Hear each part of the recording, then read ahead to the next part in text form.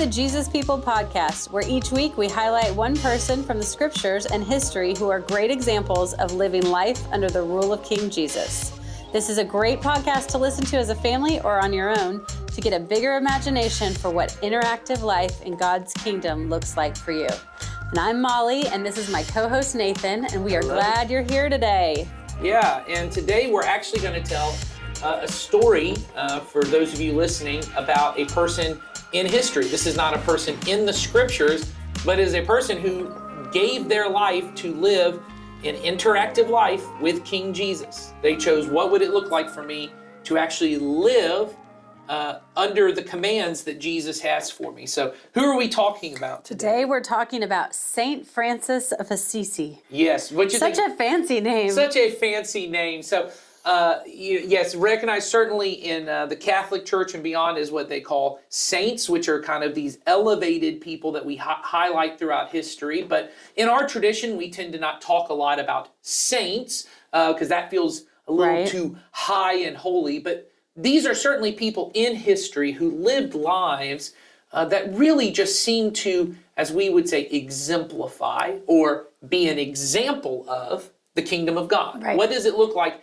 in a certain place in time? Because I bet if Molly, you've probably experienced this. I know I have. I bet kids listening to this, families listening to this, have experienced this thing where you hear these stories of the Bible and they really take place in one region of our world, right? Israel. At one period of time. In one period of time. And it's sometimes hard to imagine, well, what does that look like for me? Now, certainly we're going to a time that doesn't feel that recent. This is late 1100s. I know. Thankfully, it doesn't feel that recent. No matter how old you feel, this still should not feel recent to you. But it's a little closer than 0 AD. 0 or BC 1 times. AD. Very true.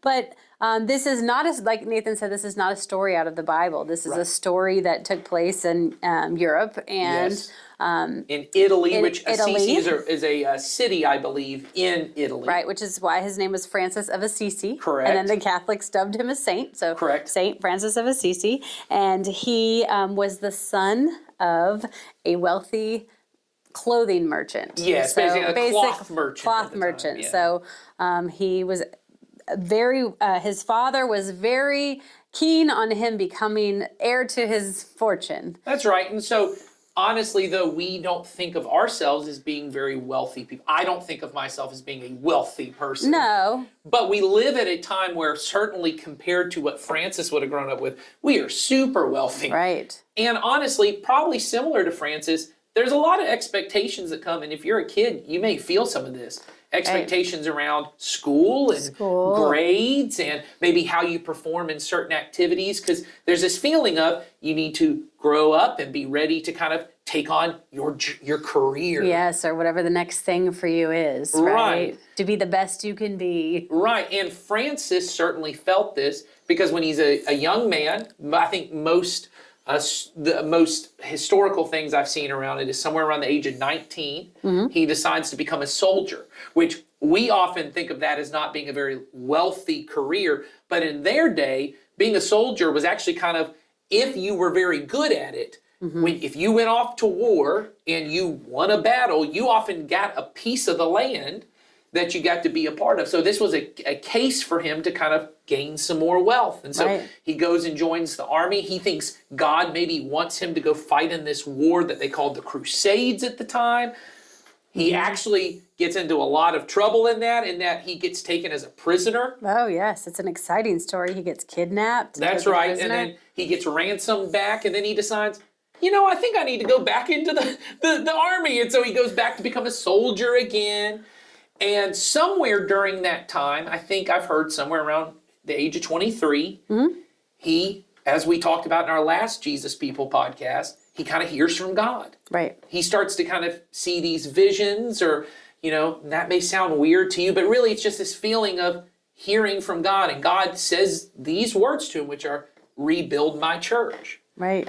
And he starts to really feel like maybe God's not calling me to be a soldier to really get a lot of wealth, but because I'm the son of this wealthy person, maybe God's really calling me to use that money to help other people. Right. And before he did that, he spent a lot of time in prayer, right? Just listening to what God was saying to him to help him clarify, what is it, God, that you want me to do? Right. And so one of the things that we'll hear as we go forward in the story is that Francis becomes this person who really began to teach people to devote long periods to prayer and to really have this life of, God, I want to speak to you, but I want you to speak to me. And so he begins to hear, go and rebuild my church. And one of the things that comes out of that is he thinks, and this often happens when you kind of feel God leading you, sometimes you kind of mishear what God says. Right. You might say, oh, I heard you say you wanted me to do this, but I'm going to do it.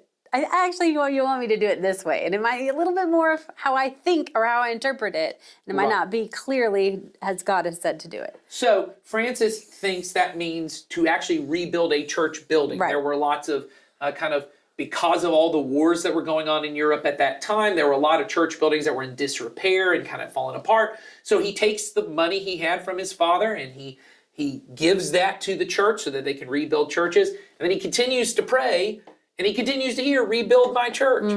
And suddenly he realizes maybe God doesn't mean church as in the church building, but maybe he means church as in the people. Right. As in this group of people, which in case you're young or maybe you're older and you've never heard this, the word church does not refer to the building that me and Molly are currently recording this podcast in. It's a reference to the people. That it's a way of God referring to a group of people, what we would call a family of people, brothers and sisters in Christ, who are choosing together to live interactive life with God together. And so he begins kind of noticing that at that time, the church, which at that time it was the Catholic Church, that he was a part of, had really kind of lost its way from some of Jesus's teachings. And this you'll see throughout, even currently in our world right now, there are ways in which kind of the church in our country, in America, church all over the world, sometimes we lose our way from Jesus's teachings. Sometimes we don't speak out against things, like in our country's history when many Christians didn't speak out against racism and call the evil of slavery and didn't call that out. But man, we were really called to in certain ways in our country right now where similar to the way it was in Francis's time, sometimes churches are just amassing wealth, meaning gaining lots of wealth. Money and just focused on getting as much money as they can. And that was kind of what was going on at the time. And Francis realized what God's calling me to do is to really be this new voice, to step in and really bring people back to focus on what Jesus called us to do. Right.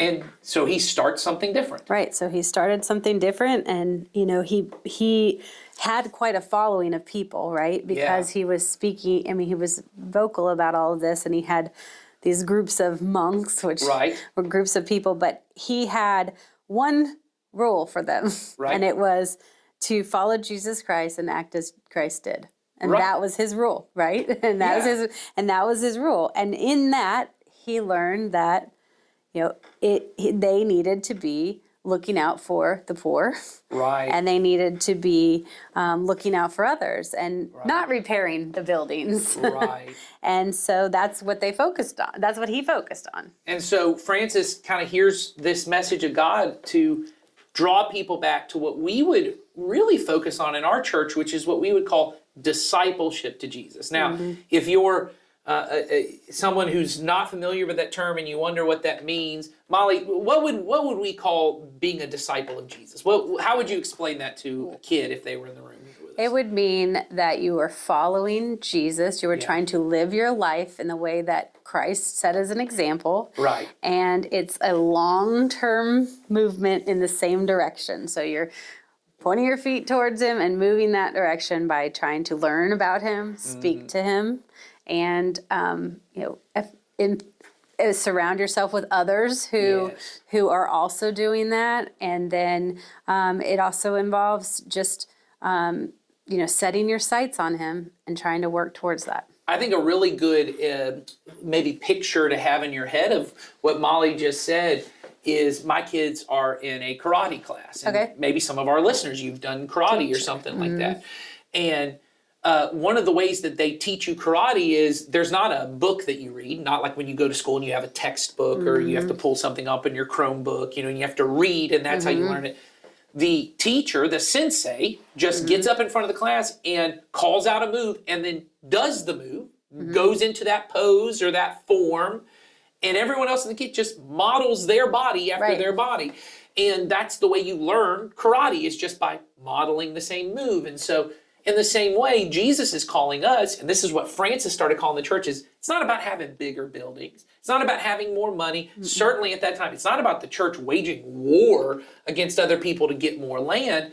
It's about the church learning, how do we follow Jesus, be his disciple, to act, as he says, like Christ would act. Exactly. And he set those examples Christ has set those examples, and so they set out to follow those. And one of those things was along the lines of taking care of the poor and loving the world that God created and the nature that the world created. Yeah, that's so those were the two most important things to him, was people and the world that God created. And so what you see in Francis is he ends up, and this was kind of a bizarre thing at the time, because once again, what most people believed, and I think it's what a lot of people still in churches in our country and in our world and Christians in our world still sometimes believe, is that if you follow God, God's going to give you a lot of wealth and God's going to bless your life with a better job. Or, if you're a kid, you think he's going to help me get better grades and go to a better college and all these different things. And what Francis did, which was so bizarre to the people in his world, was he said he actually took what was called a vow of poverty. All the money he had from his father, he said, I'm not taking any of that money. And everyone thought, you're crazy. We would think someone was crazy today. Absolutely. Because in a world where everybody wants more and more and more, someone who would walk away from that kind of wealth. Because what he wanted was, he wanted to follow the command of Jesus, where Jesus actually said to his followers, hey, whenever you see someone who's hungry, when you feed that person, it's actually like you're feeding me. He says, when you see someone who's thirsty or someone who doesn't have the clothes that they need, or they don't have a home to live in, and you take care of that person, you're actually doing this for Jesus. Well, he said, if I'm supposed to act like Christ did, then I should be giving my life and everything I have really to help these people. And so, if there are parents listening right now and you're going, are they about to tell my kids to be homeless? That's not what we're saying. That was certainly what Francis felt like God was calling him to do. But I think what I would encourage maybe to begin imagining, this is really our goal, is to start to imagine what would God might call me to do, is to open up the possibility that maybe the number one thing God's not interested in maybe is not that you would make the best grades and get the best job and have the most money. Because in our world, we really think the person with the most money can do the most amount of good. Maybe it's true that what God's most interested in is you becoming the kind of person, like Molly said, who is willing to do what Christ would do. And sometimes that may look weird. So if you're a kid and you go to school and, everyone has the latest phone or the coolest shoes, and there's that kid and they don't have the nicest stuff, or maybe they have some trouble at home and maybe no one really wants to be friends with them because they're a little different. Maybe what God might be calling you to do is say, hey, don't just pursue someone because they have cool stuff and that kind of stuff. Maybe you should be looking for the person who's left out. The person maybe who doesn't have as much money as your family does, who doesn't have as many good opportunities. Maybe you would feel God when you're in the lunchroom or in the classroom or on the ball team, that you would start to look and say, who might God be calling me that I may not notice, that I may not see? And maybe your friends would go, why are you hanging out with them? And it would be just as crazy to your friends as it was when Francis said, you know what? I'm not going to go after all this money. I'm going to do something different. And Francis lived a life that still to this day, the order of, Molly was talking about the monks, which were really just the followers. Yeah, these followers who stepped out of the normal kind of life. And they said, we're just going to really focus on doing what Jesus did. That order of monks, which are called Franciscans, well, they're still around today. In fact, if you've ever gone to the Golden Gate Bridge, or you've ever wanted to follow San Francisco? You love Steph Curry and the Golden State Warriors, and you ever wanted that to go? All originates from this San Francisco is named after this man. And the reason why is because he is someone who made an impact not through gaining more money, not through being more popular with everyone. In fact, there were lots of ways he was not popular. But he said, I'm going to do what God has called me to do. And that's really what we hope for families here. So maybe the conversation we'd love to kind of start. Do you have an idea on that, Molly? Maybe a conversation we'd love. I think a great conversation for you to have with family is, what are ways that I could help another person or help the poor or help somebody at school. That I look outside my own little world and see what's going on and who I could help in any way, shape, or form, whether it be talk to them, maybe if you're like my kids, on once a month you have slushy day at school. Maybe you get a slushie for somebody who doesn't get to get a slushie. So start thinking through, what do I do in my day to day, and where could I where could I respond to a need that somebody else has, because we're all capable of doing that. That's right. So I love that. So just start talking about, maybe start praying about it as families. God, who's around us that we could help, that we could be an influence. Because that's exactly what St. Francis did. Right. He prayed and said, what do you want me to do, God? And then God told him, and then tweaked it for him. And that's what God can do in each and every one of us too. But we got to be open and willing to hear it and listen and then respond. Yeah, so if you're listening to this as a family, maybe start that conversation. Or if you're a parent or a child, either end, listening to this on your own, maybe start that conversation with your kids or with your mom or dad, and start having that conversation so we can look a little bit more like the Jesus people throughout history who have really modeled their lives after King Jesus. Yes, we'll see you all next time. Take care.